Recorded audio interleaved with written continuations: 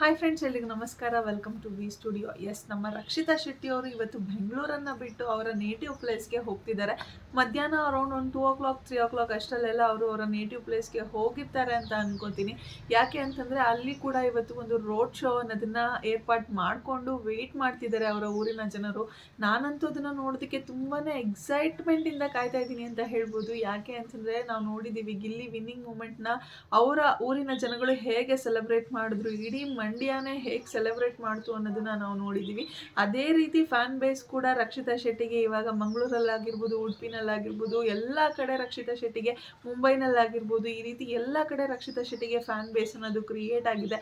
So ಅವರು ಅವರ native ಪ್ಲೇಸ್ಗೆ ಹೋದಾಗ ಅವರ ಜನ ಅವರನ್ನು ಹೇಗೆ ರಿಸೀವ್ ಮಾಡ್ಕೋತಾರೆ ಅಂತ ನೋಡೋದಕ್ಕೆ ಕಾಯ್ತಾ ಇದ್ದೀನಿ. ಎಷ್ಟು ಅದ್ಧೂರಿಯಾಗಿ ರಿಸೀವ್ ಮಾಡ್ಕೋತಾರೆ ಅಂತ ನೋಡೋದಕ್ಕೆ ತುಂಬಾ ಎಕ್ಸೈಟೆಡ್ ಆಗಿದ್ದೀನಿ ಅಂತ ಹೇಳಕ್ಕೆ ಇಷ್ಟಪಡ್ತೀನಿ. ಆ್ಯಂಡ್ ನೀವು ಕೂಡ ಅಷ್ಟೇ ಎಕ್ಸೈಟ್ಮೆಂಟಿಂದ ವೆಯ್ಟ್ ಮಾಡ್ತಿದ್ದೀರಾ ಅಂತ ಅನ್ಸಿದ್ರೆ ಕಮೆಂಟ್ ಸೆಕ್ಷನಲ್ಲಿ ತಿಳಿಸಿ ಫ್ರೆಂಡ್ಸ್. ರಕ್ಷಿತಾ ಶೆಟ್ಟಿ ವ್ಯಕ್ತಿತ್ವದ ಆಟ ಇವತ್ತು ಗೆದ್ದಿದೆ ಅಂತಲೇ ಹೇಳ್ಬೋದು. Yes, Rakshita Shetty first runner up ಆಗಿರ್ಬೋದು, ಫಸ್ಟ್ ವಿನ್ನರ್ ಆಗದೆ ಇರ್ಬೋದು, ಬಟ್ ಅವಳ ವ್ಯಕ್ತಿತ್ವನ ನೋಡಿ ಜನಗಳು ಅವಳನ್ನ ತುಂಬ ಇಷ್ಟಪಟ್ಟಾಗಲೇ ಅವಳು ಯಾವತ್ತೋ ಬಿಗ್ ಬಾಸ್ ಮನೆಯಲ್ಲಿ ಗೆದ್ದುಬಿಟ್ಟಿದ್ಲು ಅಂತಲೇ ಹೇಳ್ಬೋದು. ಆ್ಯಂಡ್ ಇವತ್ತು ಅವಳ ಹುಟ್ಟೂರಿಗೆ ಹೋಗ್ತಿದ್ದಾರೆ. ಅವರ ಜನಗಳು ಕೂಡ ತುಂಬಾ ಸಪೋರ್ಟ್ ಮಾಡಿದರು ರಕ್ಷಿತಾ ಶೆಟ್ಟಿಗೆ. ಲೈಕ್ ಎಲ್ಲರೂ ಸಹ ಲೈಕ್ ನಮ್ಮ ಮನೆ ಮಗಳು ರಕ್ಷಿತಾ ಶೆಟ್ಟಿ ಅನ್ನೋ ರೀತಿ ರಕ್ಷಿತಾ ಶೆಟ್ಟಿಗೆ ಸಪೋರ್ಟ್ ಮಾಡಿ ಇಲ್ಲಿವರೆಗೂ ಕರ್ಕೊಂಬಂದರು ಬಿಗ್ ಬಾಸ್ ಮನೆಯಲ್ಲಿ. ಇಲ್ಲಿವರೆಗೂ ಕರ್ಕೊಂಬಂದಿದ್ದಲ್ಲದೆ ಫಸ್ಟ್ ರನ್ನರ್ ಅಪ್ ಆಗಿದ್ದಾಳೆ ಅಂತಂದರೆ ಅದಕ್ಕೆ ಮೇನ್ ರೀಸನ್ನು ಅವರ ನೇಟಿವ್ ಪೀಪಲ್ಸೇ ಕಾರಣ ಅಂತ ಹೇಳ್ಬೋದು.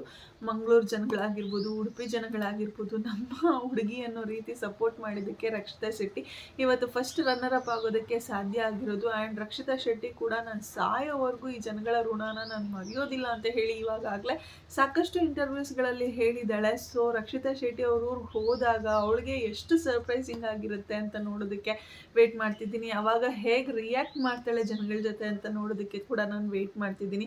ಯಾಕಂದರೆ ಜನಗಳನ್ನ ಅಷ್ಟು ಇಷ್ಟಪಡ್ತಾಳೆ. ಬಿಗ್ ಬಾಸ್ ಮನೆಯಲ್ಲಿ ಇರಬೇಕಾದ್ರೆ ಸಾಕಷ್ಟು ಬಾರಿ ಹೇಳ್ತಿದ್ಲು ಅವಳು, ನನ್ನ ಜನ ನನ್ನನ್ನು ಉಳಿಸ್ತಾರೆ, ನನ್ನ ಜನ ನನ್ನನ್ನು ಉಳಿಸ್ತಾರೆ ಅಂತ ಹೇಳ್ತಿದ್ಲು. ಆ್ಯಂಡ್ ಟಾಪ್ 6 ಧನುಷ್ ಅವರು ಹೋದಾಗಲೂ ಅಷ್ಟೇ, ಟಾಪ್ 5 ಕಾವ್ಯ, ಟಾಪ್ 4 ಕಾವ್ಯ ಅವರು ಹೋದಾಗಲೂ ಅಷ್ಟೇ ಥ್ಯಾಂಕ್ ಯು ಗೈಸ್ ಅಂತ ಹೇಳಿ ಅವರ ಜನನ ಅವಳು ಪ್ರತಿ ಬಾರಿ ನೆನೆಸ್ಕೊತಾನೆ ಬರ್ತಿದ್ಲು. ಸೊ ಥ್ಯಾಂಕ್ ಯು ಗೈಸ್ ಅಂತ ಹೇಳ್ಕೊಂಡು ನನ್ನ ಜನ ನನಗೆ ಓಟ್ ಹಾಕಿರೋದಕ್ಕೆ ನಾನು ಒಂದೊಂದು ಸ್ಟೆಪ್ಪು ಮೇಲೆ ಹೋಗೋದಕ್ಕೆ ಆಗ್ತಿರೋದು ಅನ್ನೋದು ಅವಳು ಕ್ಲಿಯರಾಗಿ ಗೊತ್ತಿತ್ತು. ಸೊ ಅದಕ್ಕೋಸ್ಕರ ಹೇಳ್ಕೊಂಡೇ ಬರ್ತಿದ್ಲು, thank you so much guys ಅಂತ ಹೇಳಿ ಪ್ರತಿ ಬಾರಿ ಅವಳ ಒಂದು ಫ್ಯಾನ್ ಬೇಸನ್ನು ಅವಳು ಜ್ಞಾಪಿಸ್ಕೊತಾನೆ ಬರ್ತಿದ್ಲು. ಸೊ ಅಂತಹ ಫ್ಯಾನ್ಸನ್ನು ಅವಳು ಕಣ್ಣಾರೆ ನೋಡಿದಾಗ ಅವಳಿಗೆ ಆಗುವಂತಹ ಎಕ್ಸೈಟ್ಮೆಂಟ್ ಆಗಿರ್ಬೋದು, ಸರ್ಪ್ರೈಸ್ ಆಗಿರ್ಬೋದು, ಆ ಒಂದು ಸರ್ಪ್ರೈಸ್ಗೆ ಅವಳು ಹೇಗೆ ರಿಯಾಕ್ಟ್ ಮಾಡ್ತಾಳೆ ಅಂತ ನೋಡೋದಕ್ಕೆ ನಾನು ವೆಯ್ಟ್ ಮಾಡ್ತಿದ್ದೀನಿ. ಆ್ಯಂಡ್ ಇನ್ನು ರಕ್ಷಿತಾ ಶೆಟ್ಟಿಗೆ ಸಪೋರ್ಟ್ ಮಾಡಿದಂತಹ ಪ್ರತಿಯೊಬ್ಬರಿಗೂ ಕೂಡ ಧನ್ಯವಾದ ಹೇಳೋಕ್ಕೆ ಇಷ್ಟಪಡ್ತೀನಿ. ಎಲ್ಲರ ಸಪೋರ್ಟಿಂದನೇ ರಕ್ಷಿತಾ ಶೆಟ್ಟಿ ಇವತ್ತು ಆ ಸ್ಥಾನನ ತುಂಬೋದಕ್ಕೆ ಆಗಿರೋದು. ಆ್ಯಂಡ್ ಇನ್ನು ನನ್ನ ಒಂದು 2 ವಿಡಿಯೋಗೆ ರಕ್ಷಿತಾ ಶೆಟ್ಟಿ ಬಗ್ಗೆ ಒಬ್ಬರು ಯಾರೋ ಒಂದಷ್ಟು ಜನ ಕಮೆಂಟ್ಸ್ ಹಾಕಿದರು.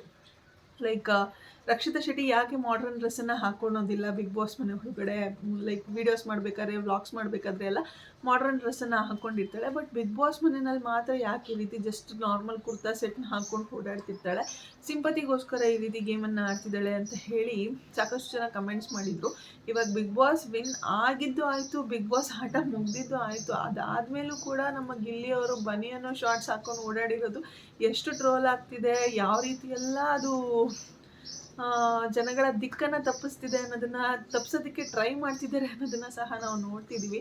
ಬನಿಯನ್ ಹಾಕ್ಕೊಂಡು ಬಡವ ಅನ್ನೋ ರೀತಿ ಪೋಟ್ರೆ ಮಾಡಿನೇ ಗೆದ್ಬಿಟ್ಟ ಅನ್ನೋ ರೀತಿ ಹೇಳ್ತಿದ್ದಾರೆ. ಬಟ್ ನಮ್ಗನ್ಸಿದ್ದು ಏನು ಅಂತಂದರೆ, ನನಗೆ ಪರ್ಸ್ನಲಿ ಅನಿಸಿದ್ದು ಏನು ಅಂತಂದರೆ, ಅವ್ನು ಗೆದ್ದಿರೋದು ಅವ್ನ ಟ್ಯಾಲೆಂಟಿಂದ. ಅವ್ನು ಬನಿಯನ್ ಹಾಕ್ಕೊಂಡಿದ್ದಾನೆ ಅಥವಾ ಅವ್ನು ಶಾರ್ಟ್ಸ್ ಹಾಕ್ಕೊಂಡು ಓಡಾಡಿದ್ದಾನೆ ಅಂತ ಹೇಳ್ಬಿಟ್ಟು ಯಾರೂ ಅವನಿಗೆ ಓಟ್ಸ್ಗಳನ್ನು ಹಾಕಿರೋದಿಲ್ಲ.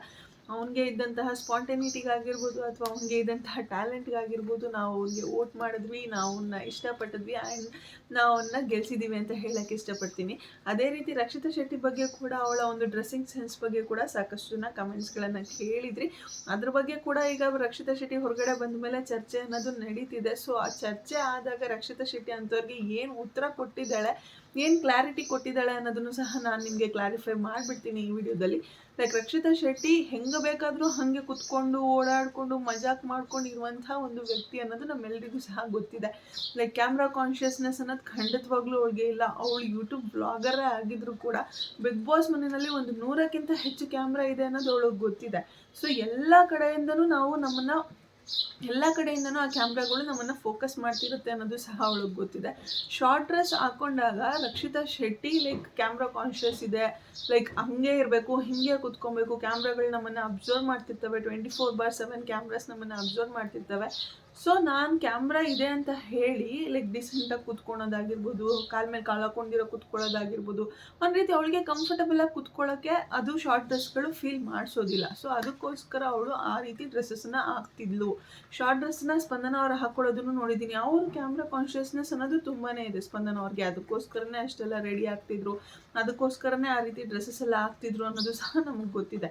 ಶಾರ್ಟ್ ಡ್ರೆಸ್ಸನ್ನು ಹಾಕ್ಕೊಂಡಾಗ ಕ್ಯಾಮ್ರಾ ಇದೆ ಅನ್ನೋದು ನಮ್ಮ ತಲೆನಲ್ಲಿ 24/7 ಇರಬೇಕಾಗುತ್ತೆ. ಕ್ಯಾಮ್ರಾಗಳು ನಮ್ಮನ್ನು ಅಬ್ಸರ್ವ್ ಮಾಡ್ತಿರ್ತವೆ, ನಾವು ನೀಟಾಗಿ ಕುತ್ಕೋಬೇಕು, ನಾವು ಬೇರೆ ರೀತಿಯೆಲ್ಲ ಕುತ್ಕೊಂಡಿದ್ದೀವಿ ಅಂತಂದಾಗ ಲೈಕ್ ಅದು ಸ್ವಲ್ಪ ವಲ್ಗಾರಿಟಿಯಾಗಿ ಕಾಣಿಸೋದು, ಈ ರೀತಿ ಎಲ್ಲ ಆಗುವಂತಹ ಚಾನ್ಸಸ್ ಕೂಡ ಇರುತ್ತೆ.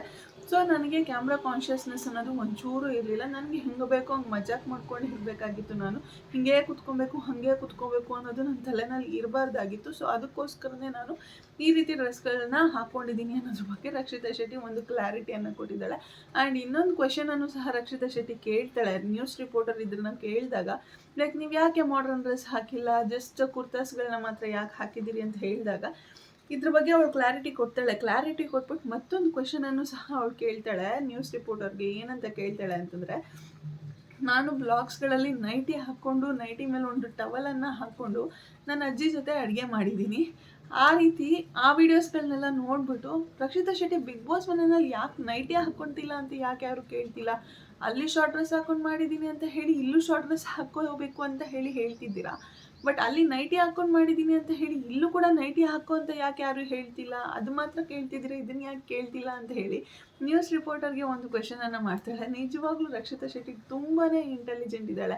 ಒಂದು ಪಾಯಿಂಟ್ ಏನಾದರೂ ಅವಳಿಗೆ ಸಿಕ್ತು ಅಂತಂದರೆ ಖಂಡಿತವಾಗ್ಲೂ ಅವಳು ಅವರ ಜನ್ಮನ ಜಾಲಾಡದೆ ಬಿಡೋದಿಲ್ಲ. ಅಂತಹ ವ್ಯಕ್ತಿತ್ವ ರಕ್ಷಿತಾ ಶೆಟ್ಟಿದು. ಸೊ ಯಾರು ಕೂಡ ಅಪ್ಪಿತಪ್ಪಿನೂ ಕೂಡ ಸಿಕ್ಕಾಕೊಳ್ಳೋದಕ್ಕೆ ಹೋಗಬೇಡಿ. ನೀನು ಹಂಗಿದ್ದೆ ಹಿಂಗಿದೆ ಅಂತ ಹೇಳ್ಕೊಂಡು ಅಪ್ಪಿತಪ್ಪಿನೂ ಕೂಡ ಸಿಕ್ಕಾಕೊಳ್ಳೋಕೆ ಹೋಗಬೇಡಿ. ಲೈಕ್ ಡೈರೆಕ್ಟಾಗಿ ಫೇಸ್ ಟು ಫೇಸ್ ನಾನು ಹೇಳ್ತಿರೋದು. ಇಂಡೈರೆಕ್ಟಾಗಿ ಏನಾನ ಮಾತಾಡ್ಕೊಳ್ಳಿ ಅಥವಾ ಇಂಡೈರೆಕ್ಟಾಗಿ ರಕ್ಷಿತಾ ಬಗ್ಗೆ ನೀವು ಏನಾನ ಕೆಟ್ಟದಂಗೆ ಮಾತಾಡ್ಕೊಳ್ಳಿ, ಅವಳ ತಲೆನೇ ಕೆಡಿಸ್ಕೊಳೋದಿಲ್ಲ. ಐ ಡೋಂಟ್ ಕೇರ್ ಅನ್ನುವಂತಹ ಆ್ಯಟಿಟ್ಯೂಡ್ ರಕ್ಷಿತಾ ಶೆಟ್ಟಿದಿರೋದು.